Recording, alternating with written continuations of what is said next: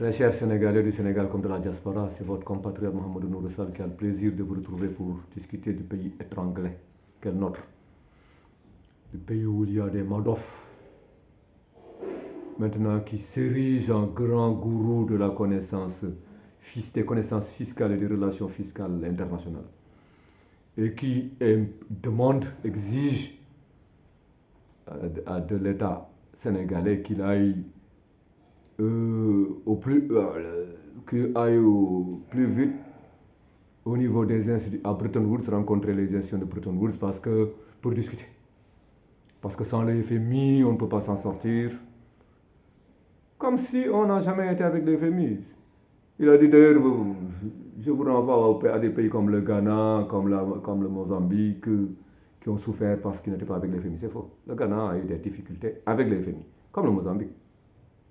La plupart des pays du tiers-monde là, de l'Amérique latine comme de l'Afrique, ont des difficultés énormes en termes d'endettement à cause des FMI et des FMI. Mais ce qu'il oublie de dire, c'est que dans sa liste là, qui n'est pas exhaustive, qui est loin d'être exhaustive, il n'a pas parlé de l'Argentine ou de Sri Lanka. C'est le cas argentin qui m'intéresse le plus. L'Argentine est à l'arrêt économique. Il vient de recevoir, il ou elle, peu importe, un prêt de 20 milliards de dollars du FMI, ça fait 3 jours, je crois. Avec un taux d'intérêt de 10%, contrairement à ce que ce Madoff-là disait, que les taux d'intérêt sont autour de 5%, 6%, c'est des histoires. Hein.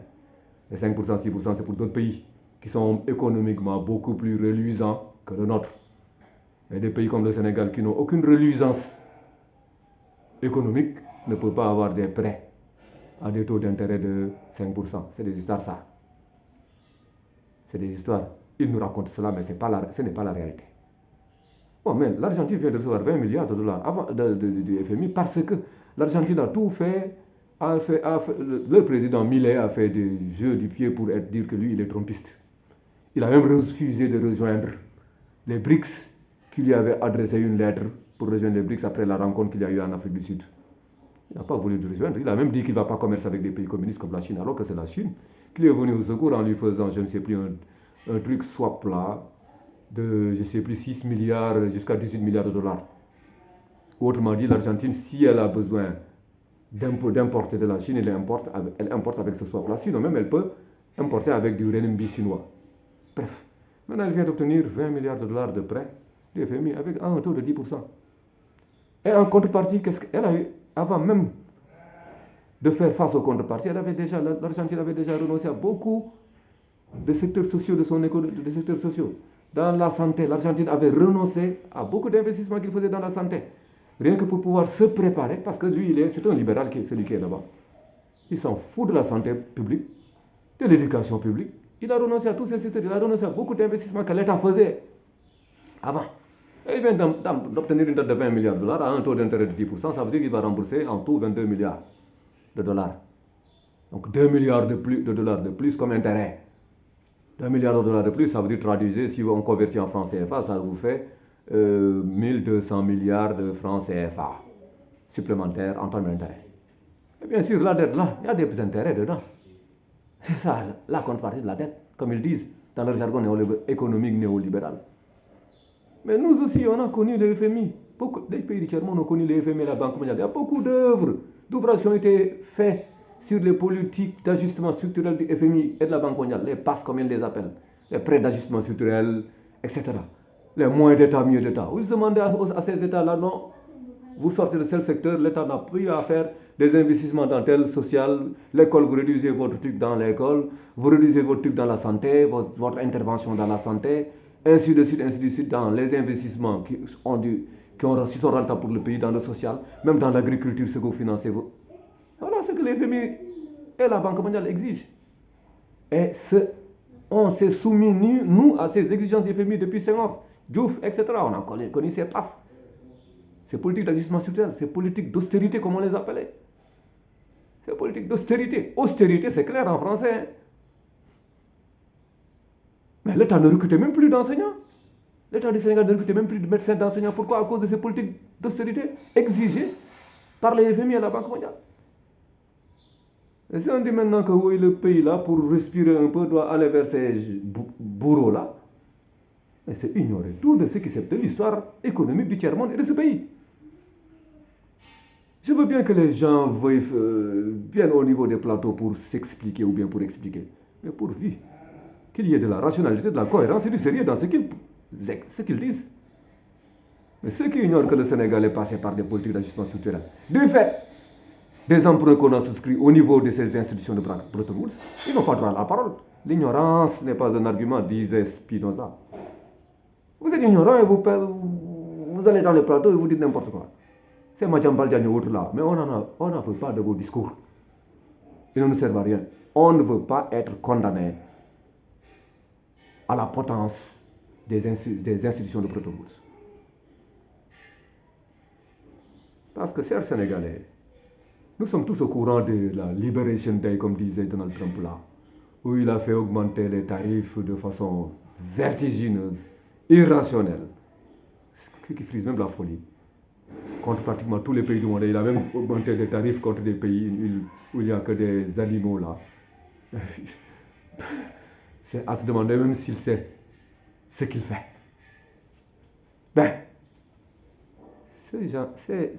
Donald Trump, il a élevé ses tarifs, puis la réaction au niveau des bourses même, à travers la planète, a été négative. C'est les gens qui sont dans les bourses qui sont là-bas, ce n'est pas les pauvres types qui n'ont même pas de sous, qui sont là-bas, c'est les gars qui ont énormément de sous qui sont dans les bourses.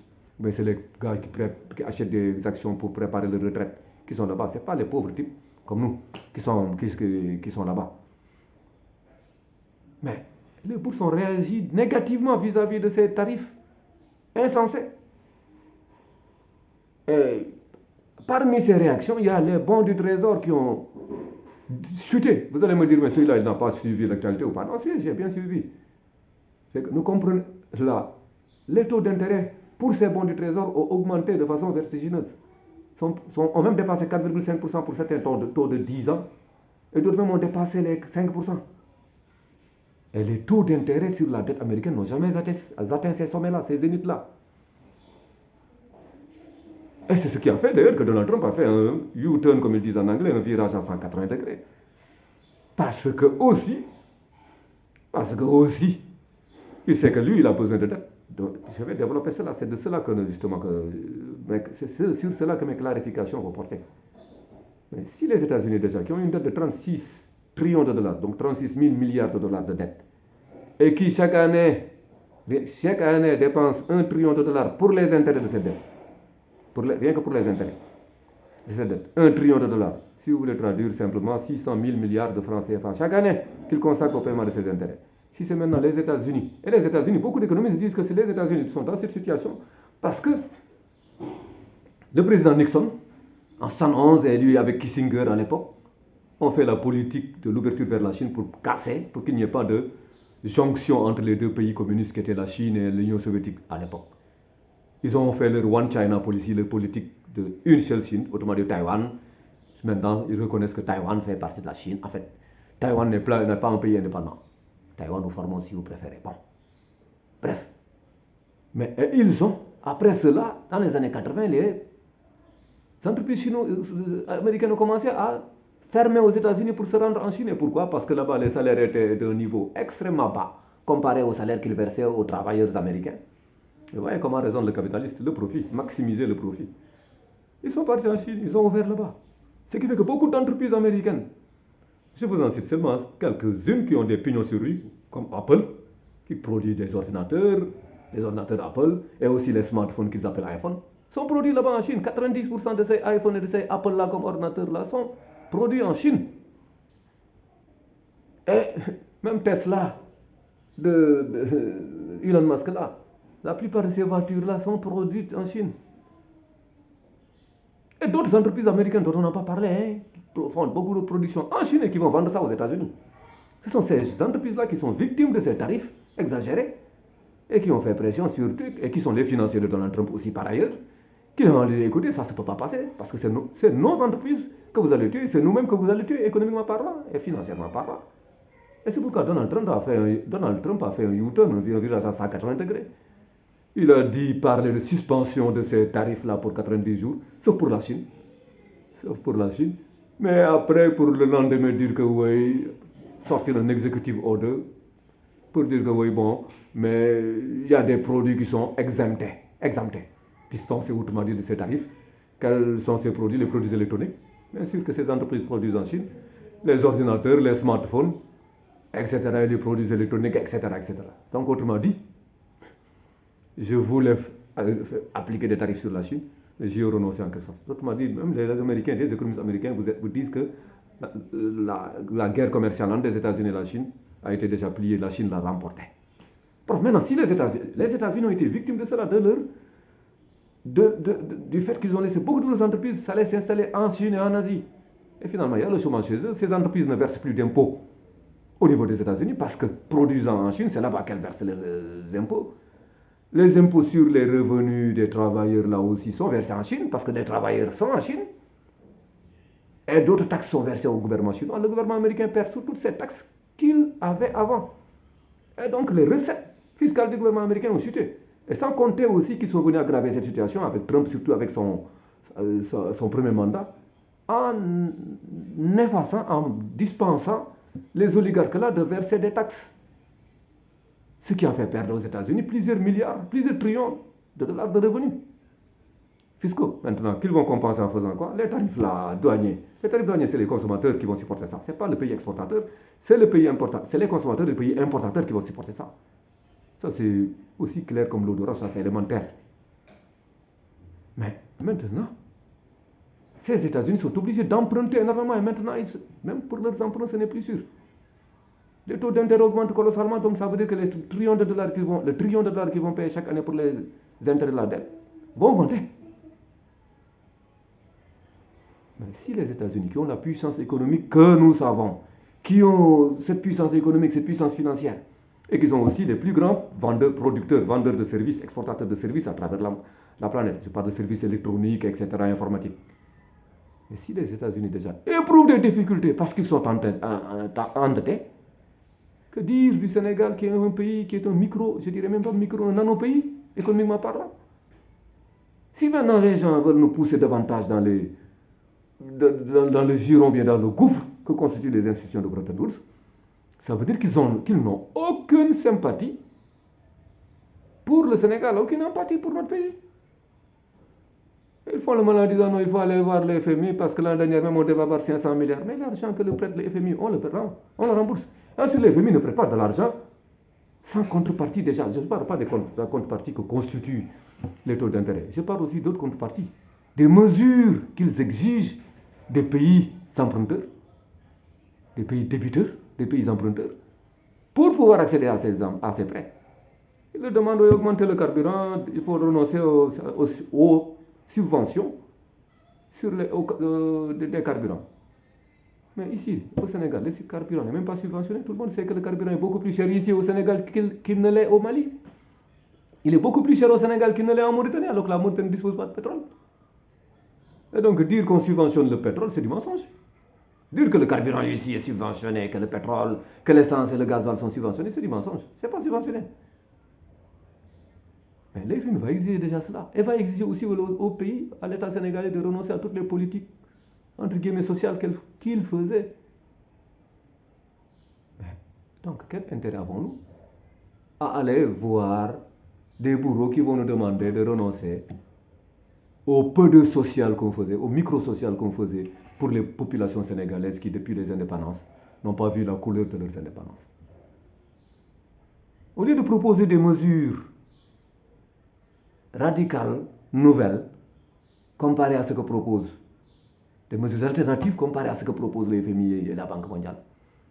On dit non, il n'y a pas de surchoix. S'il y avait un choix, si le FMI et la Banque mondiale étaient la solution, mais depuis qu'on a commencé à emprunter, depuis Senghor est parti déjà, a quitté le pouvoir en 80, en décembre 1980. De 80 à maintenant, je vous laisse faire les calculs, ça vous fait déjà 45 ans que Senghor est parti. Et la situation n'a cessé d'empirer depuis là. Et pourtant, on est toujours avec les FMI en train d'emprunter au niveau des FMI et de la Banque mondiale. Et donc, si c'était la solution, pourquoi donc notre situation est-elle pire actuellement qu'elle ne l'était avant? Économiquement parlant, socialement parlant. Mais, chers Sénégalais, ce que je veux que nous comprenions, c'est que l'État a dit L'État même n'est pas sérieux dans ses finances publiques parce que même l'État avait dit, ils ont dans leur loi de finances rectificative de 2024, ils ont mis 2700 milliards de besoins de financement. Quand j'ai discuté avec certains amis, ils m'ont dit que non, c'est des dettes qui sont arrivées à échéance certainement, qu'ils ont incluses. J'ai dit non, c'est pas possible parce que si c'était le cas, ça aurait été inclus, ces dettes-là, le montant de ces dettes qu'il fallait rembourser aurait été inclus dans la loi de finances initiale. Tel n'a pas été le cas, donc qu'on ne parle pas, qu'on ne raconte pas d'histoire en disant que ces 800 milliards de différentiels-là, c'est des dettes qui sont venues à échéance, qu'on devait rembourser. C'est des histoires. Ça veut dire que le flou et l'opacité sont entretenus dans le budget. Et malheureusement, la Cour des comptes, au lieu d'effectuer son travail, fait du hors-jeu. Au lieu de veiller à la transparence du budget, des dépenses de l'État, la Cour des comptes raconte d'autres histoires qui n'ont rien à voir avec ce qu'on leur demande de faire. Tout en laissant le budget. Le budget est une loi. Donc une loi, une fois qu'elle est votée, elle doit être respectée, on doit obéir à la loi. Si on veut modifier certaines choses au niveau de cette loi, on a la possibilité de le faire, mais par une loi de finances rectificative. Mais vous savez tous que la loi de finances rectificative a été votée vers la fin décembre 2024. Ah bon? Alors que les dépenses qu'ils ont faites, qui n'étaient pas du tout consacrées par le budget de la loi de finances initiale là, ont été faites bien avant ce mois de décembre. Mais ça, c'est une violation de la loi. La Cour des comptes devait nous donner une liste d'individus dont ils ont proposé la sanction administrative, qui sont concernés par ces errances budgétaires et ces violations du budget. Mais la Cour des comptes ne l'a pas fait, elle ne nous raconte pas. De toute façon, ce n'est pas la Cour des comptes qui va changer. C'est Cour des comptes, Inspection générale d'État, OFNAC, c'est des structures qui ne servent à rien ici. C'est des virus, des parasites qui sont là, qui ne servent à rien pour le Sénégal. Mais bref, ils disent qu'ils ont dans les 3000 et quelques milliards pour recettes. Admettons qu'il n'est que 2500 milliards de recettes fiscales, l'État du Sénégal. Mais les salaires, qui sont des dépenses incompressibles, représentent 1400 milliards. Mais donc, si on enlève 1400 milliards, il nous reste déjà 1100 milliards. De 1400 milliards, de 2500 milliards, il reste 1100 milliards. Les écoles doivent avoir des moyens de fonctionnement, comme les universités. Mettons qu'ils prennent même là-bas les écoles, les universités et les hôpitaux. Mettons qu'ils prennent 300 milliards pour leur fonctionnement, leur frais de fonctionnement. Mettons qu'ils prennent 300 milliards. Ça fait 1400 et 300, ça en fait 1700 milliards. Qu'on doit tirer de 2500 milliards, il reste 800 milliards. Et ne me parlez pas de oui, celui-là, il ne sait pas de quoi il parle parce qu'il y a le service de la dette. Le service de la dette. Beaucoup d'économistes américains, même, parmi lesquels les Michael Hudson, le Richard Wolff et d'autres juristes même, ont dit que les pays même du tiers-monde ont la possibilité de renoncer, de refuser le paiement de leur dette parce qu'ils vont se suffire de ce que Donald Trump a fait. En disant, écoutez, on n'a même plus les moyens de vendre aux États-Unis pour avoir du dollar et payer cette dette qui est en dollars. Payer cette dette et ces services de la dette en dollars. Et donc, vous voyez qu'il nous reste déjà, après 1700 milliards, il nous reste donc 800 milliards. Rien que si on prend comme 2500 milliards de trucs. Mais c'est que, pourquoi a-t-on besoin de plus que cela? Ils peuvent même financer dans l'agriculture qui est ignorée dans ce pays-là. Mais comment se fait-il? Le Sénégal a pris son indépendance en 1960, on est en 2025, 65 ans après les indépendances, qu'on importe toujours du riz, 750 milliards de francs CFA de riz. Alors qu'on a 3 grands fleuves, qu'on peut faire des aménagements. Ces aménagements consacrent leurs 150 milliards pour cultiver du riz, du maïs, du blé. Mais on est là à importer du riz alors qu'on peut en cultiver. Mais c'est insensé cela, c'est pas rationnel. C'est un comportement irrationnel. Ça, c'est des esprits irrationnels qui font de l'errance, qui procèdent. On ne peut pas gérer un pays pour ne pas savoir que les priorités du pays sont c'est cela. C'est l'agriculture, être autosuffisant en riz, et on a 3 grands fleuves, on a participé à l'OMVS, à l'OMVG. Pourquoi? Ou bien pour seulement pouvoir approvisionner Dakar en eau potable. C'est pour cela qu'on fait partie de l'OMVS.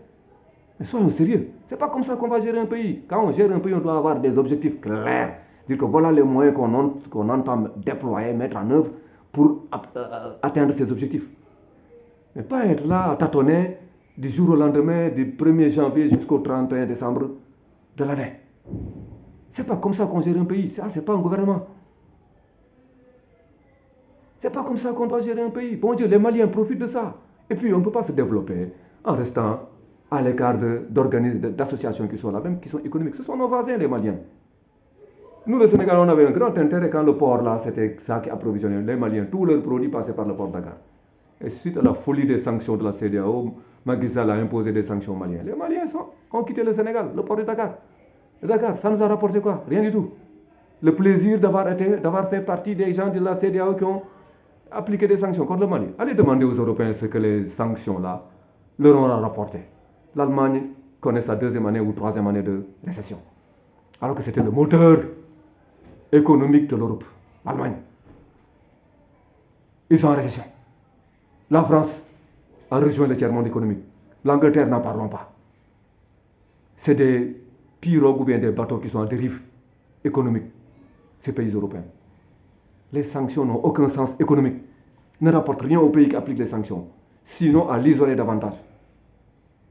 Les Européens sont isolés davantage au niveau de cette planète-là. Et nous, au niveau de la CEDEAO, on a voulu jouer aux pro-européens, aux disciples européens là, en appliquant des sanctions. C'est de la folie. Alors que la CEDEAO, c'était pour une construction économique. Ce n'est pas pour une destruction économique. Les Maliens, les Burkinabés, les Nigériens se sont mis à l'écart. Et les Togolais vont bientôt les rejoindre, eux qui leur ont déjà proposé, qu'on leur dit que notre port est à votre disposition. Et leur port togolais n'est même pas comparable à celui de Dakar, il est beaucoup plus grand. Il reçoit beaucoup plus de trafic que le port de Dakar. Et qu'est-ce qu'on a perdu? Notre port là ne fonctionne plus comme il devait. Il est terne maintenant, morose économiquement parlant. Mais il faut cesser de pratiquer ces folies-là et essayons de voir ce qu'on peut avoir avec l'AES. On partage déjà le même fleuve avec les Maliens, le fleuve Sénégal. Mais on ne peut pas se développer économiquement sans le Mali. On est liés. On peut ne pas accepter certaines de leurs politiques, mais quand même, l'économiquement parlant, on est ensemble. On est dans la même sous-région. Le Mali, c'est notre voisin immédiat. Macky Sall, cessez de nous parler de Macky Sall. Macky Sall, ces gens-là doivent regretter d'avoir chassé le régime de Macky Sall. Mais le régime de Macky Sall, on devait le chasser depuis fort longtemps. Le régime de Macky Sall, là où on a peu de pétrole, qui va limoger son ministre de l'énergie là parce que celui-là n'avait pas voulu signer pour Total. Parce que celui-là avait estimé que signer pour Total, ce serait une perte gravissime économiquement pour le Sénégal. On perd effectivement 15 000, j'avais fait une vidéo, on perd 15 000 milliards de francs CFA avec lesquels on pouvait faire énormément d'investissements. Les BP Cosmos proposaient 3 fois plus que Total. Et voilà, on se retrouve avec Total, qui après avoir tué le Gabon économiquement parlant, et le Congo aussi, va assassiner le Sénégal économiquement parlant. On aurait dû renoncer à ce contrat. Ces gens-là auraient dû rediscuter le contrat, renégocier le contrat avec Total. Ils ne l'ont pas fait. Ils nous parlent de renvoyer l'armée française. Ils demeurent dans le franc CFA. C'est de la farce. Très chers Sénégalais du Sénégal comme de la diaspora. Merci de votre aimable attention et au revoir.